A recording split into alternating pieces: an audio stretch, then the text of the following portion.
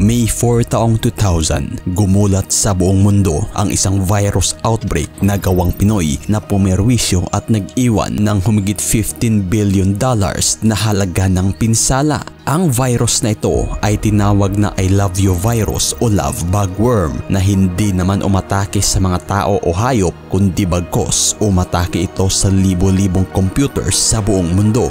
Bagay na sa di inaasahang bilis na pagkalat ng virus, mismong Pentagon, CIA, British Parliament at iba pang malalaking kumpanya na tinuturing bilang the most secured agency sa buong mundo ay napilitang mag-shutdown ng kanilang mga mail system upang maiwasan ang pagpasok ng mapaminsalang I love you virus. At nang dahil sa pinsalang dulot, kaagad ikinasa ng mga intelligence group galing sa iba't ibang bansa ang pagtunton sa pinagmulan ng naturang virus. Bagay na ikinagulat ng marami nang sa di akalaing made in the Philippines ang naturang computer virus, kung saan napag-alamang gawa ito ng isang 24 years old IT student ng AMA College na si Onel D. Guzman. Ngunit ang tanong, paano nga ba umabot sa punto na kumalat na lamang ang computer virus na ito na puminsala ng bilyones? At nasaan na rin nga ba ang tinaguriang infamous hacker ng Pinas na utak ng I love you virus na kinonsidera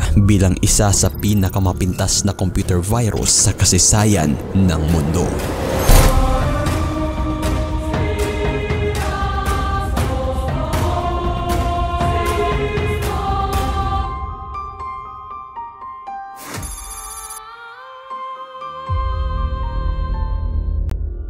Bago pa man natin tatalakayin ang tinaguriang Pinoy-made I love you virus na puminsala ng libo-libong computers sa buong mundo, aalamin na muna natin kung sino nga ba si Onel D. Guzman na tinaguriang hacker ng Pinas na gumawa sa mapaminsalang love bug worm.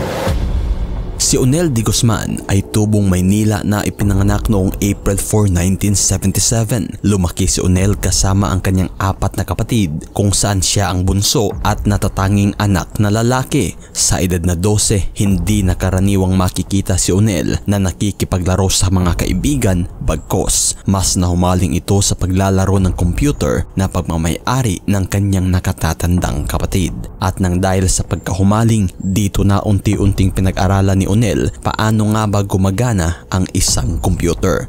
Kung kaya't nang ito'y magtapos ng high school, kaagad kumuha si Onel ng kursong programming sa AMA College. Dito na mas napalawak ni Onel ang kaalaman sa programming, kung saan madalas na itong nakatambay sa mga cyber cafes upang magmasid at matuto sa mga kasamahan niyang programmers at technicians. At dahil ng mga panahong iyon ay malimit lamang ang mga may access sa internet sa Pilipinas, kung saan mismong si Onel ay wala ring sariling koneksyon ng internet, dito na siya bumuo ng isang computer program na kayang makakuha ng mga personal information o data privacy galing sa ibang computers. Naging pangunahing pakay ni Onel ang pagkuha ng mga internet password accounts upang ito'y magamit niya kung saan makakalibre siya sa paggamit ng internet. Bagay na talagang matagumpay ang planong ito ni Onel, kung saan napag-isipan niyang ibahagi ang kaalamang ito sa mga katulad rin niyang walang sariling access sa internet. At nang dahil nga nasa kolehiyo pa si Onel ng mga panahong iyon, dito na niya ginawang thesis proposal ang kanyang nabuong computer program ukol sa paghahack ng mga internet passwords. Kung kaya't sa naturang proposal nakasaad na kaya umunong maka-access sa internet ang kahit na sino mang tao gamit lang ang program na kanyang binuo, kung saan naghahack ito ng mga internet password accounts. Ngunit talagang hindi pumabor ang panahon kay Onel. Ito'y matapos i-reject ng kanyang mga guro ang nasasabing thesis proposal na pinamagatang Trojan Password Stealer. Ito'y sa kadahilanan na rin na mariing ipinagbabawal sa kanilang paaralan ang ganitong uri ng gawain na siyang lalabag sa mga pribadong aspeto ng bawat tao. Kung kaya't kalaunay, tuluyan na ngang na-drop out si Onel sa kolehiyo. At sa mga panahong iyon, sa di inaasahan, naging simula rin ito sa pagkalat ng isang mapaminsalang computer virus na pinangalan ng I love you virus o love bug na siyang puminsala hindi lamang sa Pilipinas kundi sa iba't ibang bahagi ng mundo. Ayon pa na sa araw na iyon, May 4 taong 2000, pinakialaman umano ng isa sa mga katrabaho ni O'Neil ang kanyang email kung saan sa inbox nito ay may email na pinamagatang love letter for you. Ngunit nang buksan na ng katrabaho ni O'Neil ang naturang email, sa di inakala dito pala naka-attach ang nasasabing computer worm, dahilan kaagad itong kumalat sa iba pang mga computer. At hindi nga tumagal, puminsala na ang computer worm na ito sa libo-libong computer sa kanilang opisina na kalaunay umabot na rin sa iba't ibang bansa, partikular na sa Europa at Estados Unidos. At nang dahil sa sobrang bilis ng pagkalat ng nasasabing computer worm, dito na napilitang mag-shutdown ng kanilang mga email system ang mga ahensyang tinuturing na the most secured, kagaya na lamang ng Pentagon, CIA, British Parliament at marami pang iba. Ito'y upang makontrol ang pinsalang dulot ng naturang computer worm. At nang dahil sa pinsalang dulot, kaagad inimbestigahan ng mga eksperto ang nasasabing computer worm upang malaman kung saan ito nagmula at paano rin nga ba ito nabuo.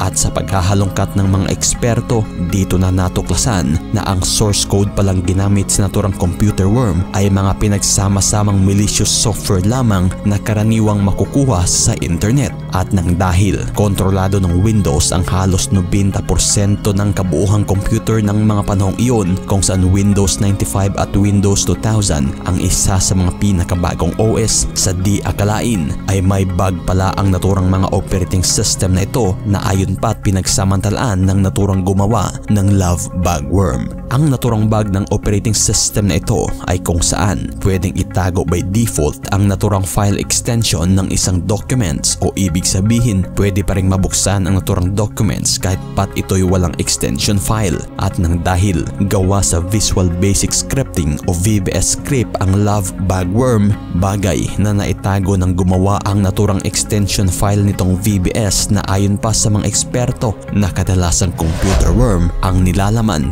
ng mga VBS file. At dahil nga sa bug na ito ng Windows operating system, nabuo ang isang malware na pinangalanang love bug worm.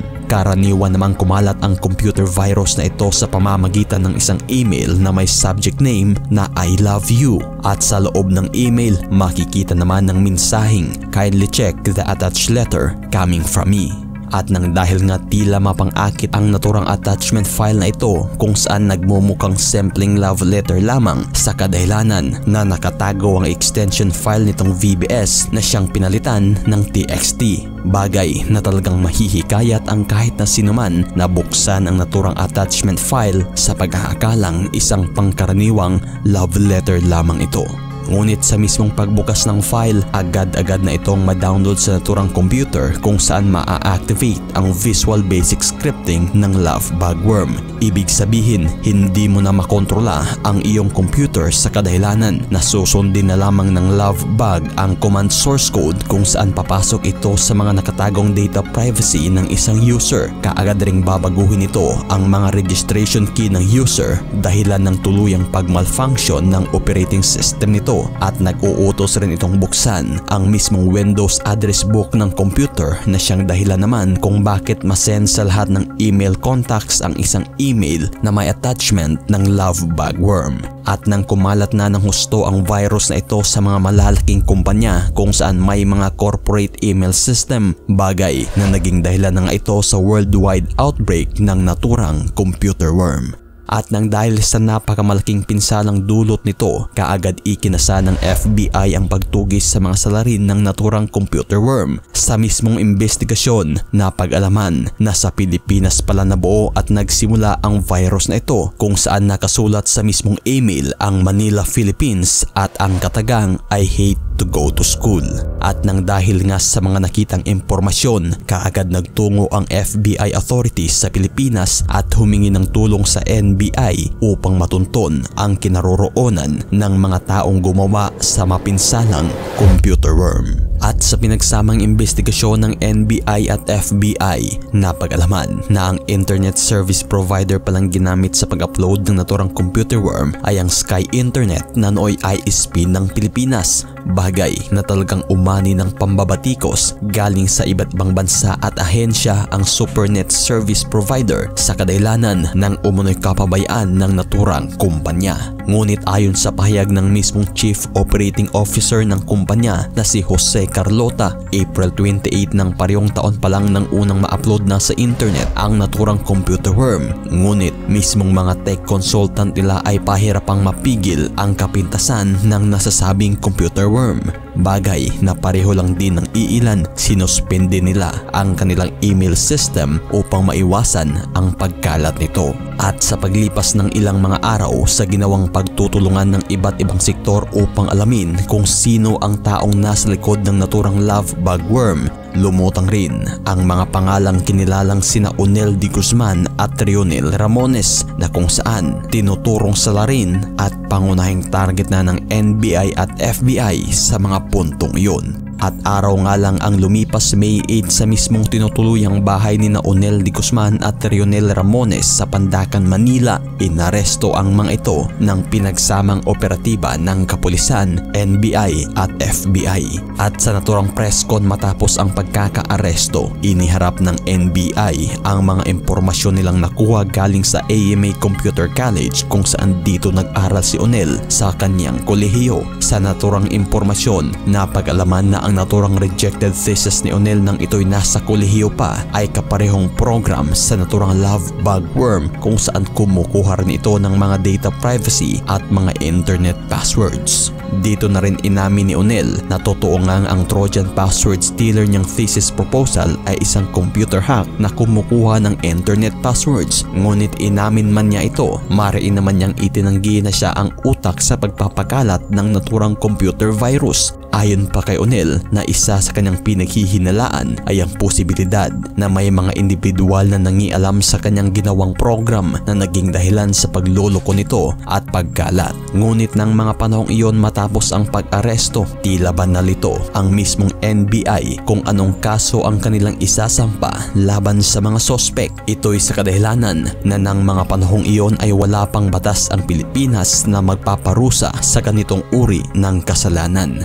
Ngunit may nagmungkahimang pasok ang kasalanang ito sa Republic Act 8484 or the Access Device Regulation Act na nagpe-penalize ng credit card fraud, bagay na malayo ito sa realidad kung saan hindi credit card information ang kinuha ng naturang computer worm. Iminungkahi rin ang Philippine Revised Penal Code 1932 involving damages to property. Ngunit ayon sa naging salaysay ni Onel ay hindi naman niya intensyong ikalat ang naturang computer worm at hindi rin niya alam na ganito kalala ang magiging epekto. At kalaunan nga'y ang naturang mga kasong isinampa laban kay Onel at Ramones ay ibinasura din ng korte sa kadahilanan na walang sapat na ebidensyang magdidiin sa mga akusado.